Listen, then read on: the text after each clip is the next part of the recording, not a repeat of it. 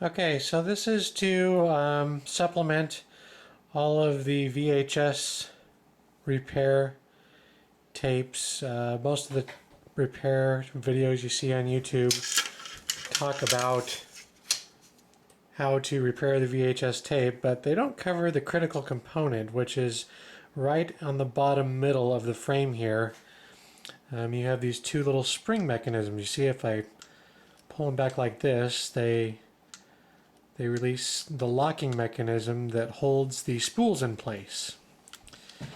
And this is another piece, and so if you accidentally open your tape upside down, you'll have this little piece fall out, and maybe even one of these mechanisms here. So I'm going to kind of zoom in kind of close here. Well, I can't really zoom in too close, but you can see exactly how the springs wrap here. It hooks right here, comes around, and then comes back over here and hooks on the little clip there. And we have the same thing on this side where we have the hook right here, hooks right here, comes around, spools off the other direction, and hooks right there. And that's how the springs are loaded, so that they spring this way. And this right here is actually the spring release mechanism. And so the way this works is you simply pull those back and drop it down into the hole so that it sits really flush down there at the bottom.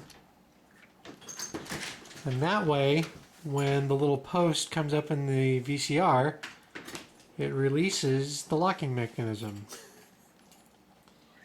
And so this is the part that's missing on all the YouTube videos that I've seen about how to repair VHS tapes. So I'm going to post this on YouTube in hopes that somebody gets something useful out of how to put a tape together.